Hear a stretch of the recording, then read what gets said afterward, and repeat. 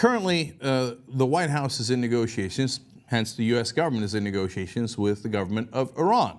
And the executive branch handles those negotiations, and they've actually been going fairly well. I'm going to give you a fact on that in a little bit, okay? But of course, the Republicans who are especially running for president, Marco Rubio, Ted Cruz, et cetera, have to say, no, it's going disastrously, despite all the evidence. And then, of course, we need to ruin the negotiations by doing more sanctions now, which would destroy the negotiations, because they want to destroy the negotiations, because they want to go to war. They believe the answer to everything is war. They'd like to go to war with Iran, a country much, much larger than Iraq. Great idea. Now, there is one very important exception to this, and we will give him credit on the Republican side. But first, we start with Ted Cruz. How are those negotiations going?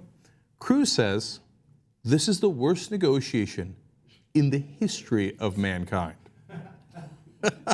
Well, I'm glad you didn't go over the top. Okay. How can you take these guys seriously? Well, it's about to get worse, believe it or not. Ted Cruz predicted that Iran will soon be able to launch nuclear strikes against Tel Aviv, New York, or Los Angeles.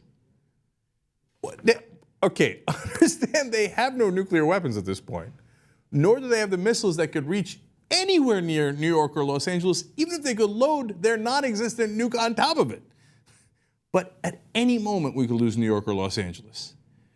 That's a bald-faced lie, man.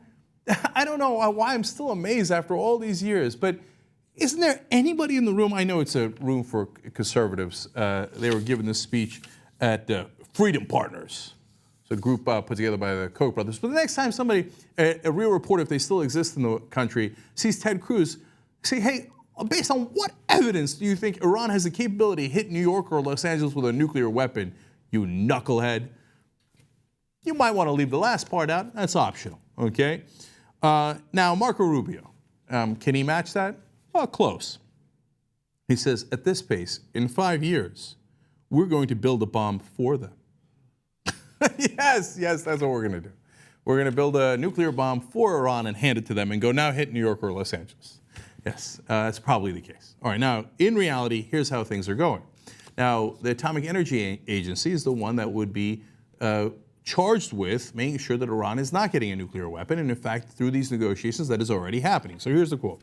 In November of 2014, the International Atomic Energy Agency reported that Iran was complying with the terms of the interim November 2013 agreement, meaning that, quote, all of the enrichment-related activities at Iran's declared facilities are under agency's safeguards, and all of the nuclear material, installed cascades, and feed and withdrawal stations at those facilities are subject to agency containment and surveillance. In other words, the negotiations are totally working.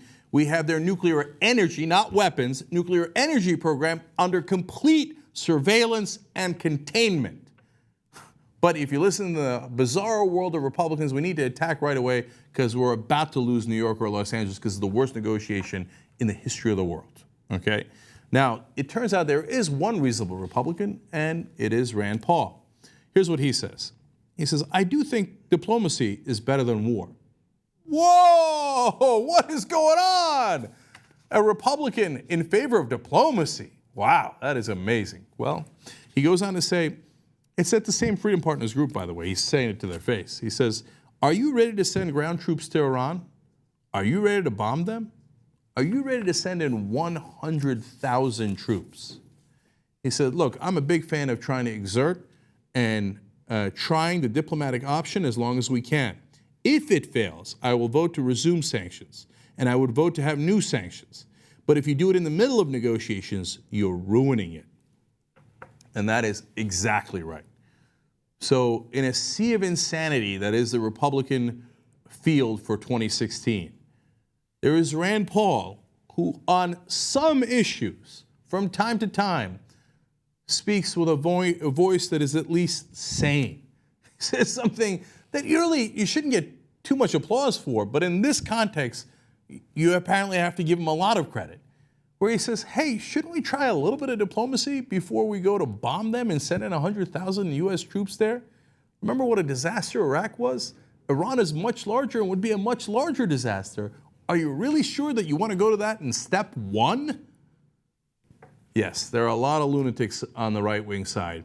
But on this issue of war and Iran, Rand Paul is not one of them, and he should get all the credit in the world for it.